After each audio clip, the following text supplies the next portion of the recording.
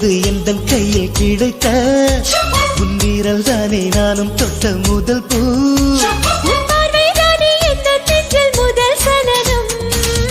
அன்பே என்றும் நீ அல்லவா கண்ணால் பேசும் முதல் கவிதை.